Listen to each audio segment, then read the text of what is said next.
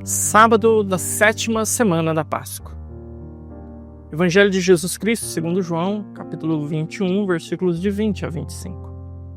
Naquele tempo, Pedro virou-se e viu atrás de si aquele outro discípulo que Jesus amava, o mesmo que se reclinara sobre o peito de Jesus durante a ceia e lhe perguntara: Senhor, quem é que te vai entregar?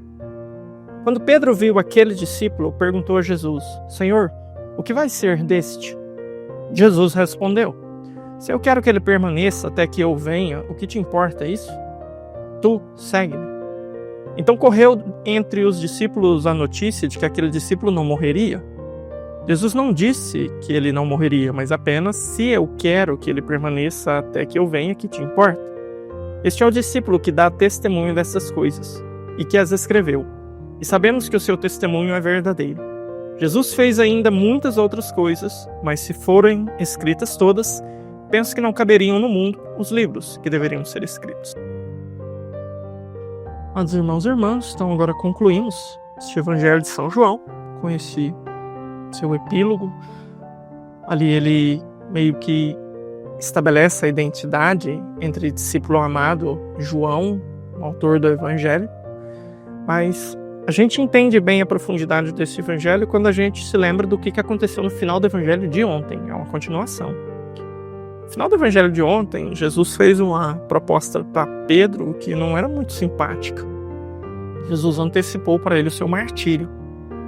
Quando eras jovens, ias para onde querias, fazia o que querias. Quando fores velho, outros te conduzirão para onde você não vai querer ir. E o próprio evangelista estava aqui dizendo de que forma seria a sua morte. E Pedro morreu dando a vida por Cristo, crucificado. Mas crucificado de cabeça para baixo. A tradição nos recorda isso como um gesto de humildade de Simão Pedro. Ele não se sentia digno de ter a mesma morte que o seu mestre, que o seu Senhor.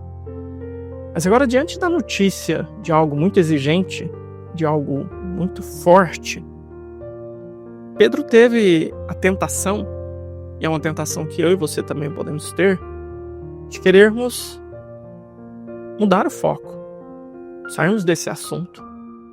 Como que se Jesus está ali falando algo muito profundo com Simão Pedro, dando a ele ali uma notícia muito forte.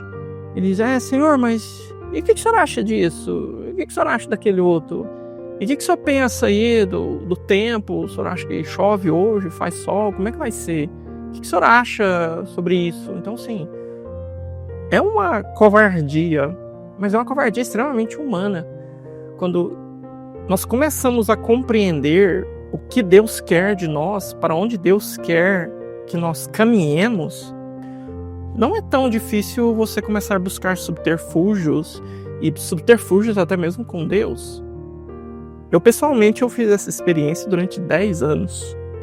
Eu entrei no seminário com 24 anos de idade. Mas eu entendi que Deus me queria padre com 14 anos de idade. 10 anos antes da minha decisão, eu sabia o que Deus queria de mim. Mas eu fugi. Eu corri. Eu criei subterfúgios. E nenhuma das vezes eu fugi de Deus. Tipo, vou virar pagão, vou sair da igreja, vou fazer alguma coisa muito doida que eu não quero ser padre. Não. Eu fugia de Deus dentro da igreja. Na igreja. Fazendo as coisas na igreja, tocando nas missas, dando catequese, ajudando os grupos de jovens. Eu estava lá ocupando-me e ocupando a minha cabeça com muito barulho, com muita coisa, para eu não ouvir aquilo que Deus queria de mim. E foram 10 anos de fuga, até que por fim ele me venceu, ele me derrotou. E aqui estou como sacerdote, mas eu poderia ter não me submetido, eu poderia ter escolhido outras coisas, ido em outras direções. Então, por isso, quando você começar a perceber aquilo que Deus quer de você, e aquilo que Deus quer de você te custa, tome cuidado, porque eu fugi 10 anos e ele ainda assim me alcançou e me venceu. Mas eu sou muito grato a ele pela misericórdia dele, pela persistência dele, pelo amor dele, mas eu não tenho o direito de exigir isso dele. Você não tem o direito de exigir isso dele. Então se o culpado William deu certo, então comigo também. Não, nós não temos. Eu fui um covarde, um canalha, um medíocre. E ainda assim ele me alcançou. Então não brinque com o querer de Deus para você. Não brinque com a vontade de Deus para você quando você perceber que é a vontade de Deus. Padre, mas eu posso ser feliz em outra direção? Bom, pode. Eu poderia ter sido feliz casado? Bom, acho que sim. Não existe uma contradição interna nisso. Mas eu tenho certeza absoluta que eu nunca alcançaria a felicidade que Deus preparou para mim noutra direção que não fosse o sacerdócio. Então, por isso, quando a corda apertar, quando você realmente sentir que Ele quer algo de você, então tenha coragem, seja honesto, vá ao encontro daquilo que Ele quer de você. Busque um discernimento claro, objetivo, mas não seja covarde, não fuja dele, porque pode ser que numa dessas fugas, e você perseverando na fuga, pode ser que aconteça algo, não que seja a vontade de Deus, mas pode ser que você se perca de alguma forma que não seja possível mais dar continuidade naquele plano de Deus.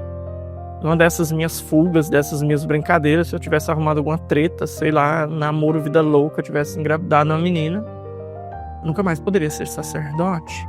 Deus me preservou disso.